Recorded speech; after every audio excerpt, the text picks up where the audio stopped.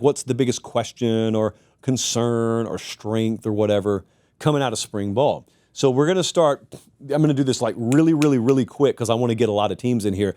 I'm just going to go through some teams. Tonight we're going to do the SEC. We're going to go through a bunch of teams, less than a minute on each one of them, some thoughts, some biggest questions or concerns, strengths, and we'll just see how this ages. I think it'll age pretty well. There's not much that's going to happen between now and August. So, Texas, I guess one of my biggest questions with them would be, well, you lose 12 to the NFL, and I'm looking at quarterback, and it's new, and you got 4 offensive linemen, your D-line, again, you had to rebuild the interior of, wide receiver. There's a lot you have to backfill there for the second straight year. Ton of talent. But they start at Ohio State in week 1. Is it all gelled together? The edge room, the running back room, excellent there. But just what's fascinating is they didn't really go out and portal much on the offensive line. They've trusted their recruiting. They trust their development there. And you got Arch Manning, new starter at quarterback. If they're right and if they can afford to trust that, then Texas can go win a national championship this year.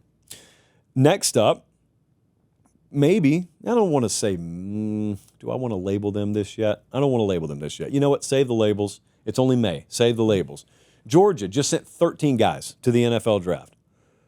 They couldn't run the ball last year. So that's the identity. That's like a non-starter. If you tell me Georgia can't run the ball, I don't really think Georgia can do a whole heck of a lot in the national championship picture. So is that back? They went and got the kid out of Illinois in the portal. Is the ability to control the game running the ball back? They had their worst rush output this millennium last year. I love the addition at the edge position, but just getting their identity back. They weren't all that great defensively last year either. Running the ball, playing solid defense.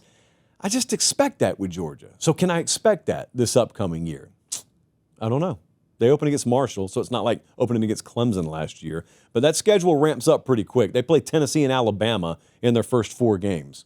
Speaking of the latter, Alabama, a lot's going to be made of the quarterback position with good reason. I think that'll be Ty Simpson's job. How good is Ty Simpson? We'll see. They added Ryan Grubb at offensive coordinator, and I would love to know whether he'll be able to have a run game they can depend on. Because last year, it wasn't really there for them, which was a mild surprise to me. I think you could possibly make the argument maybe they didn't give it enough time in some games to like lather up and be able to be leaned on. But the past is past. You didn't really add huge personnel additions from the portal at all to the tailback room. So are those guys able to get it done? Is that offensive line able to get it done? They had 84 rush yards per game from the running back position in conference play last year, which is completely unacceptable. So the other thing is there's no premier pass rusher on that team, but I think there are a lot of solid B options, and if 1 or 2 of them elevate to A- caliber, this could be a really good pass rush, but that remains to be seen. LSU, I hear the noise. There's some people in this building that like LSU a lot. LSU needs to be balanced enough offensively. They were 7th throwing the ball and 107th rushing the ball last year. And you know our age-old philosophy around here on balance. It's not necessarily seen on the stat sheet. It's seen on, 3rd and 4 or 5. And does that defensive coordinator truly believe you're willing to run the ball or throw the ball on that down? If he believes that, you have achieved balance, no matter what the stat sheet says. They didn't have that last year. Will they have that this year? Also, am I going to see that portal class on defense really help to springboard the overall production? Because Blake Baker's a great defensive coordinator, and he did as much as he could last year. He may have done more than he should have been able to do last year, but this year, that's really when you should start to see more sustainable, like year-over-year sustainable type improvement defensively. They got Clemson, Florida, and Ole Miss in their first 5 games. So whatever's going to come together needs to come together quick. They don't have a backloaded schedule. Let me cut in really quick and ask, look, prayer hands, please subscribe to the channel if you haven't already. And if you think you're subscribed, check and make sure. Over 50% of you aren't. It's free, it doesn't sign you up for anything, and it helps us keep the show free, college football year-round, the way God intended it. All right, back to the clip. Ole Miss, Look, Ole Miss, there's no way they're going to be number 2 in scoring defense again. There's no way. It's going to drop off. The question, at least somewhat, is how much does it drop off? 4 of their 5 in the secondary, I would imagine, will be transfers. And so you got that to look at. But then also, what's going to dominate the conversation is Austin Simmons at quarterback. You just had Jackson Dart go in the draft. So Austin Simmons, everybody at Ole Miss is in love with his potential. Age-old adage, though, like practice is one thing, games are another thing. They've got as good a setup schedule-wise as you could hope for breaking in a new quarterback. They got 2 conference games in the first 3 weeks, but it's Kentucky and Arkansas. Those aren't guaranteed wins. We learned that last year, specifically about Kentucky. But Ole Miss, big question, scoring D, and then also quarterback. I move on. Texas A&M. Big mystery team, I would say. Texas A&M, defensively last year, 90th against the pass. They were 69th in sacks per game. And that was an area you thought may be a strength for them. They didn't have it. They didn't have the kind of juice that I thought they would. Now they lose some guys there. And outside of Cassius Howell and Terry and York, I'm not sure that there are a ton of, I guess, guys I feel comfortable just blindly depending on in their defensive front. That could change. It's college football. It happens every year. But that's one area I'm looking at. And then the other one is Marcel Reed at quarterback just needs to elevate his game. Now, luckily for him, I do think he's got the pass catchers around him to do that. I think he's got a good tailback room. So they're not looking at him. At no point will anyone at A&M say, it's on you to carry us. No, it's on him to do his job. And then if he does, and he elevates his level of play, intermediate, underneath pass game included, then A&M should be okay. They should be a contender there. We move along. See, we're trying to keep a pace. It feels kind of awkward because normally we're a little more long-winded on this, but we got to fit a bunch of teams in here. South Carolina.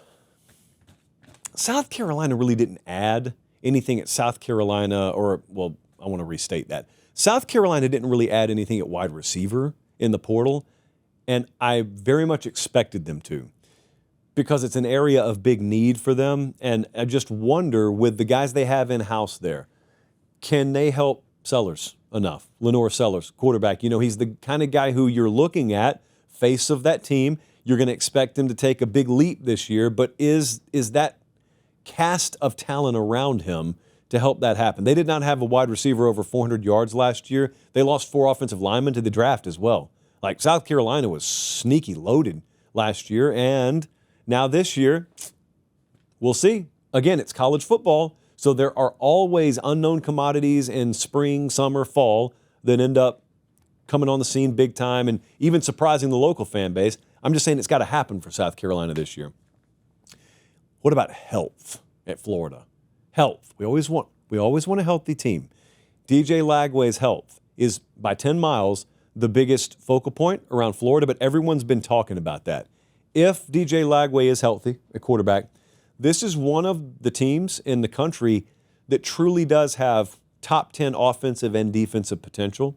You know, if they maximize their capability, it's the kind of team that could do both, which means it's the kind of team that would be a playoff caliber team, except for the small, pesky detail that that's their schedule there. They face 7 of the top 14 teams in the college football playoff odds. But you know what? If they really are, even if they're top 15 caliber, offensively and defensively, at the same time, Florida's got what it takes to win every one of those games. Not go undefeated, but I mean compete in and win any of those games. So you got Florida going 10-2. They're a lock to make the playoff. A 9-3 Florida should be in the playoff, and I just say that not even knowing what the rest of the field looks like. But anyone who goes 9-3 against that schedule should be a playoff team. But if we're healthy at quarterback, that's the big if. Moving along, kind of a team that feels like Florida here. Not personnel-wise, but in the same vein. Oklahoma, you know, coming out of spring, it's hard to pinpoint glaring weaknesses with them. It's really weird when you come off a season like they had last year. You would think there's weakness everywhere. There's really not. Some small question marks, but they had 9 different offensive line combinations in their first 9 games last year, and that unit figures to be much more settled this year, but that's not at the forefront of the headlines. The forefront headline is Well, if we add Mateer at quarterback and Arbuckle at offensive coordinator, it got these wide receivers out of the portal as well. I mean, if we're quantum leaps better offensively, which I believe they will be, that's a top 20, easily top 20 defensive team. That's a playoff caliber team. Just like Florida, look at the schedule. That's why you won't hear more about Oklahoma. Ignorance about their additions, which will become an educated awareness of their roster as the season approaches. But then everyone will look at the schedule and say, there's no way. They may be right. But that right there, if you gave them Boston College's schedule, folks would be talking about Oklahoma a lot more. What about Auburn? Mystery team. You want to talk about mystery team? Auburn, huge mystery team. They added Jackson Arnold, turnover prone last year. Auburn, as a team, turnover prone last year. Well, if that's erased, or if it's just a minor problem, then you move past that and you realize, wow, they've got a lot of talent accumulated on this roster. Wow, that wide receiver room could be one of the best in the country. Well, then you look on the other side of the ball, which would be where my concern has been a little bit. That back seven regressed last year. They were 118th in the country in passes of 50-plus yards allowed. So it's a mystery team for a reason. Really big question marks. But if they're answered positively, Auburn historically has the DNA of a program that's just always built to shock the world. Auburn being in the playoff conversation in November would shock the world. But if all that stuff falls into place for them, that's not out of the realm of possibility. They just need to show marked improvement. That's what they need to show. Tennessee was in the playoff last year. Tennessee did not do a ton in the portal, yet they were a constant headline during portal season because of Nico leaving. And then they bring Aguilar over from UCLA. But quarterback changed. There was a lot of question and still is on the offensive line, tailback, wide receiver, D-line. Like I've been saying, with Nico staying, there was going to be a lot of question about this team. He left, and that's kind of dominating the conversation, but beyond the quarterback position, there are questions on this team. But you know what could happen? And this I cannot know. If that locker room galvanizes around what just happened, you could have a program and a group of guys that make the best of a bad situation, and you have no clue how they're winning every week, but they just are, and they overcome all the questions, kind of like Notre Dame did early in the season last year. They kind of overcome all the questions, and they team their way. They grit their way to wins. That's how they've got to win this year. They're not going to outclass people with the roster as much as maybe even they could at times last year. And not to be left out of the conversation, it's just we have a standing agreement with Eli Drinkwitz that whenever we talk about his team, we need to bury it in the show because that's how he likes to live. Missouri, Bo Pribula is their quarterback. Added him from Penn State last year.